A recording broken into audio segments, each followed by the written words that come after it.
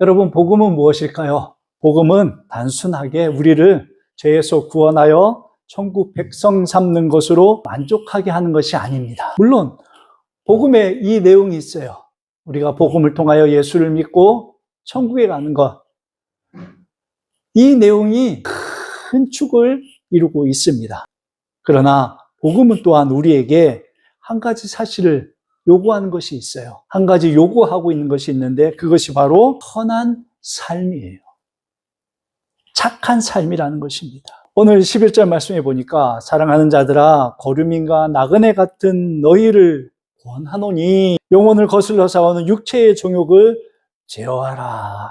특히 이 제어하라는 말씀을 통하여 이 선한 삶을 사는 것이 전쟁과 같은 일이라는 것을 우리는 알아야 한다는 것입니다. 우리는 하나님께서 복음을 통하여 구원하여 주신 하나님의 백성들입니다. 그리고 이 땅 가운데서 좋은 성도로서, 즉 좋은 선한 하나님의 백성으로서 좋은 신앙의 열매를 맺어야 돼요. 그러기 위해서 무엇을 할 수 있어야 될까요?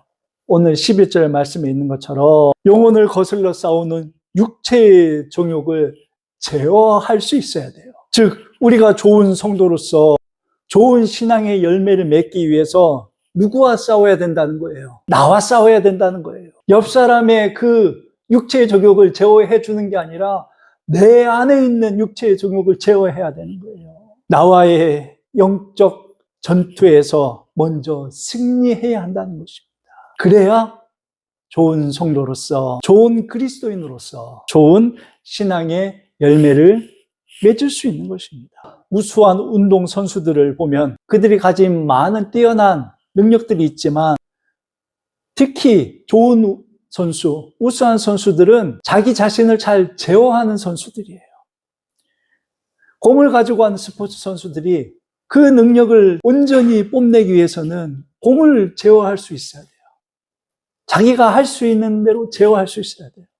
축구 선수가 아무리 공을 멀리 차도 좋은 선수가 아닙니다. 멀리 찰 수 있는 능력이 있어도 잘 제어해서 우리 편에게 그 공을 보낼 수 있어야 좋은 선수예요. 멀리 차는 게 축구가 아니잖아요. 야구에서도 투수들 보면 어떻습니까? 공이 빠르다고 좋은 투수가 아닙니다. 투수가 던져야 할 곳에 그 공을 던질 수 있는 선수, 즉 제어할 수 있는 선수가 좋은 투수예요. 우리 신앙도 마찬가지라는 것입니다.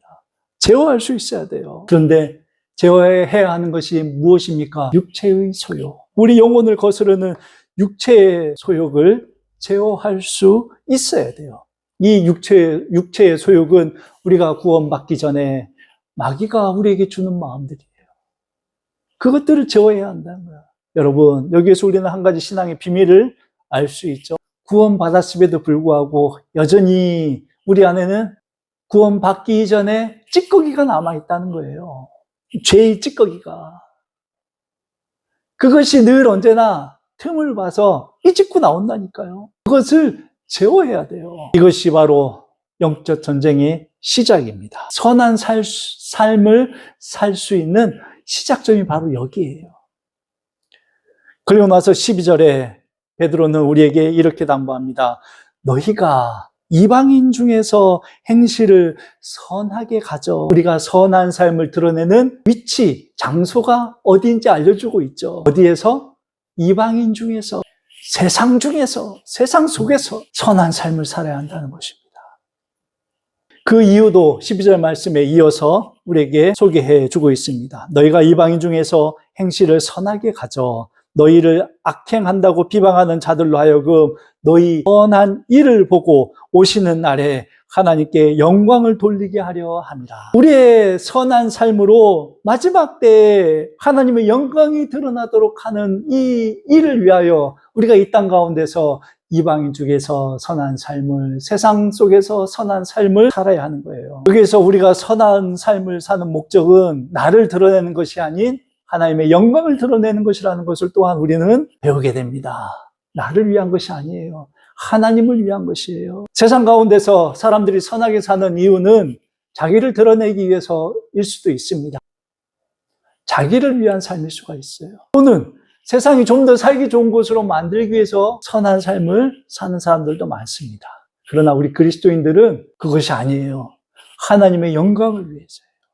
하나님의 영광을 위해서. 그래서 고린도전서 10장 31절 말씀에 먹든지 마시든지 무엇을 하든지 다 하나님의 영광을 위해서 해라. 영광을 위해서 해라. 이것이 복음 안에 있는 자들이 자유를 얻어 이 땅 가운데서 선한 삶을 사는 이유입니다.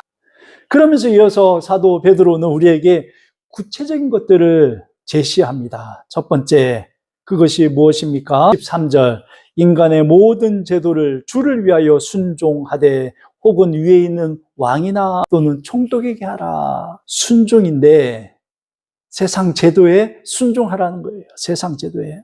복음 안에서 구원받은 사람은 하나님의 제도 아래 살아가는 사람들입니다. 말씀 아래 살아가는 사람들이에요. 그러나 또 하나의 틀 안이 있어요. 이것이 세상 제도예요. 인간 제도 아래서 우리가 살아간다는 것입니다. 특히 베드로는 이 제도를 말하면서 왕을 오늘 이야기합니다. 왕에게 순종해라. 14절에서는 총독에게 순종해라. 순종해라. 세상의 제도 가운데 당시의 지배제도, 이 지배제도, 그것에 순종하라는 것이에요. 세상 제도는 중요합니다. 어떤 제도인가에 따라서 인간들의 삶이 좋을 수도 있고 나쁠 수도 있기 때문입니다. 그런데 우리가 하나 알아야 할 것이 이 세상 제도는 불안정하다는 것이에요. 어떤 제도가 되었든지 세상 제도는 사람들에게 불만을 가져옵니다. 100% 모든 국민들을 만족시킬 수 있는 제도는 없습니다. 불가능해요. 그런데 불만족스러운 세상 제도라고요.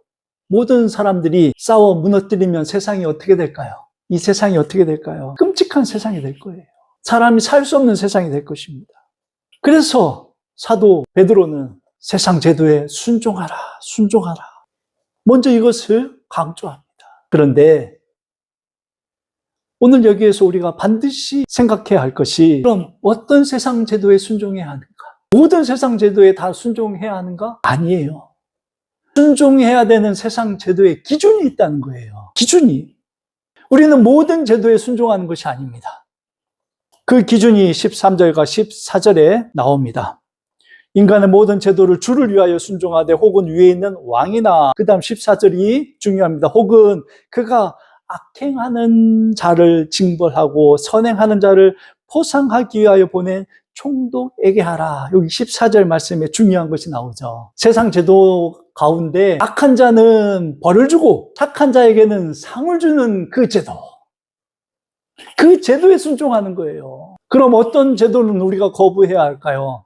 악한 자에게 상을 주고 선을 행하는 자에게 벌을 주는 제도. 이 제도에는 우리가 거부해야 돼요. 저항해야 돼요. 그래서 우리가 일본에게 과거에 나라를 빼앗겼을 때 나라를 되찾기 위하여 독립의 온 삶을 바쳤던 애국지사들, 그들의 행동은 정당한 것입니다. 바른 것이었어요. 독일의 나치에 저항했던 그 저항도 온당한 것이에요. 공산주의와 싸우는 것 바른 일입니다. 우리가 이것을 알아야 돼요. 가끔씩 모든 제도에 순종해라. 여러분, 민주주의 안에서도 선거를 통하여 우리가 사람을 뽑습니다. 대통령도 뽑고 시장도 뽑고 도지사도 뽑고. 그런데 뽑아놨더니 어때요? 이 사람이 나라를 운영하면서 못된 짓을 하고 진실을 가리고 거짓이 진실인 것처럼 자신이 가진 그 권력을 가지고 행하는 그 왕. 우리는 먼저 무엇을 해야 합니까? 민주주의 제도에서 중요한 이 선거에서 사람을 잘 뽑아야 한다는 거예요. 사람을 잘 골라야 한다는 거예요. 이 선한 일, 즉 악행하는 자에게는 벌을 주고 선을 행하는 자에게는 상을 줄 수 있는 성품과 인격과 도덕성을 가진 그런 사람을 뽑아야 한다는 거예요. 그리고 그 사람에게 순종해야 합니다. 그 일을 잘할 수 있도록. 이것을 베드로가 말합니다. 이 순종. 그래야 할 때 우리가 믿음 안에서 선한 삶을 살아갈 수 있는 거예요. 온전히 살아갈 수 있는 거예요. 두 번째로 우리가 또한 순종해야 할 것이 있습니다. 오늘 우리가 읽지는 않았지만 18절 말씀에 보면 제가 읽습니다. 사한들아, 범사에 두려워함으로 주인들에게 순종하되 선하고 관용하는 자들에게만 아니라 또한 까다로운 자들에게도 그리하라. 부당하게 고난을 받아도 하나님을 생각함으로 슬픔을 참으면 이는 아름다우나 라고 했어요. 여기 보니까 하환, 직장인으로서 그 직장의 고용주, 오너, 사장이 되겠죠. 그들에게 순종하라는 거예요. 이것은 좀 더 우리에게 실제적인 영역입니다. 오늘 이 말씀 속에서 하나님이 우리에게 요구하시는 것은 매우 어려운 것입니다. 우리 성전과는 맞지 않아요. 우리가 직장 생활하면서 부당한 일 당하면은 가만히 있지 않습니다. 요즘 더 그렇죠. 직장에서 부당한 일 당한다 싶으면은 바로 신문고에 익명으로 고발합니다. 나를 못 사게 일구는 직장 상사 가만히 두지 않죠. 그런데 오늘 또 직장 가운데서 특히 이것은 사람과의 관계 속에서 일어나는 그 부당함이 아니고 오늘 베드로가 말하는 여기에서 나를 부당하게 하고 또한 나를 대하여 까다롭게 하는 것, 여기에 이유가 있어요. 이유. 무엇 때문에 나에게 까다롭게 하고 나에게 부당하게 모든 일을 처리하느냐. 그 이유가 바로 내가 직장 내에서 믿음으로 살려고 할 때, 믿음 때문에, 선한 삶 때문에 나에게 까다롭게 대하고 나를 부당하게 고난을 입힌다는 거예요. 이 믿음 때문에. 우리가 직장 생활하면서 성도가 믿음을 따라 말씀을 쫓아 산다는 것이 쉬운 일이 아닙니다. 하나님의 말씀, 하나님의 영광을 위하여 믿음을 쫓아 살려 할 때 까다롭게 대하는 사람이 있고 부당하게 미워하는 사람들이 있어요. 특히 직장 내에서 믿는다고 하는 동료들이 더 부당하게 대하고 까다롭게 합니다. 너만 예수 믿냐? 나도 예수 믿는다. 대충 좀 해라. 세상살이가 그런 게 아니다. 직장 생활이 그런 것이 아니다. 믿음 생활은 교회에서나 하고 직장 생활은 직장 생활답게 직장인처럼 생활해라 하면서 까다롭게 대하고 부당하게 대합니다. 이 믿음으로 살려고 하는 이 일 때문에 고난당하는 거예요. 내가 일을 못해서 직장 상사로부터 까다롭게 당하고 내가 일을 못해서 실수를 해가지고 부당하게 이렇게 한 것이 아니라 내가 잘했는데도 그럴 수 있어요. 그런 것은 직장 내에 여러 가지 방법으로 해결할 수 있어요. 그러나 내가 믿음 때문에 당하는 고난, 그것을 어떻게 하라? 순종으로 인내하라는 거예요. 누구를 위하여? 하나님을 생각함으로.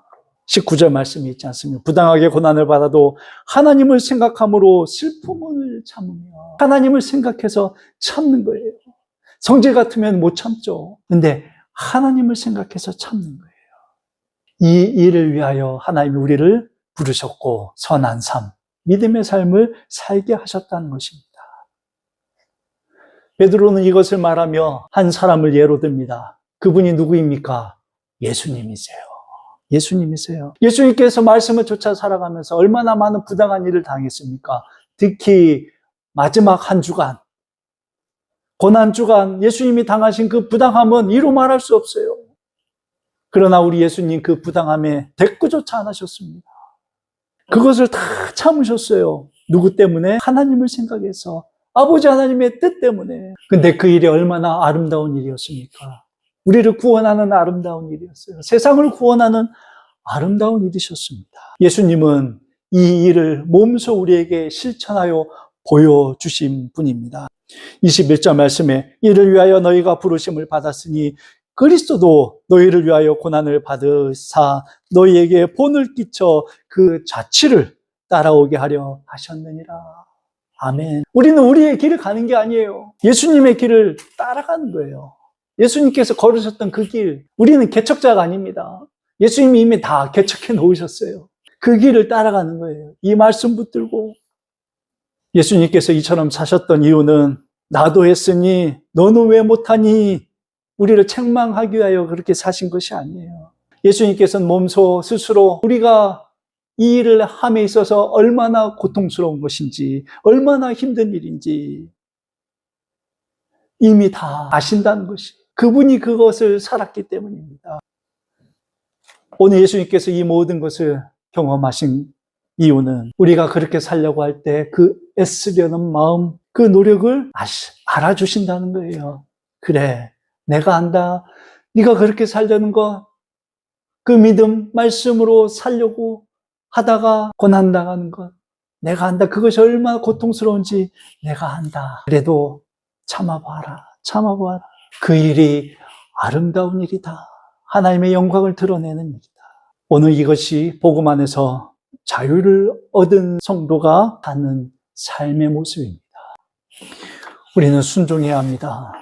또한 우리의 말씀 가운데서 고난당할 수 있습니다. 그러나 자유자로서 우리는 하나님의 영광을 위하여 하나님을 생각하며 끝까지 인내하는 것. 그래서 우리는 복음에 매여 있는 사람들이에요. 복음 안에서 자유를 누리지만 또한 복음의 메인 사람으로서, 십자가의 메인 사람으로서 우리 주님께서 고난 받으신 것처럼 우리도 그 고난에 동참하는 것입니다. 근데 이것이 우리의 자유예요. 억지로 끌려가는 것이 아니라 이 고난을 내가 나의 자유로운 의지 가운데서 그것을 견뎌내기 위하여 우리가 선택하는 것이라는 것입니다. 이것이 하나님 보시기에 아름다운 삶입니다. 이 믿음 붙들고 여러분 이 땅 가운데서 우리가 순종해야 할 자들에게 온전히 순종하십시오. 믿음 가운데서 나를 까다롭게 하고 부당하게 대하는 자들 끝까지 참아내십시오. 아름다운 성도의 삶이 그런 것이기 때문입니다.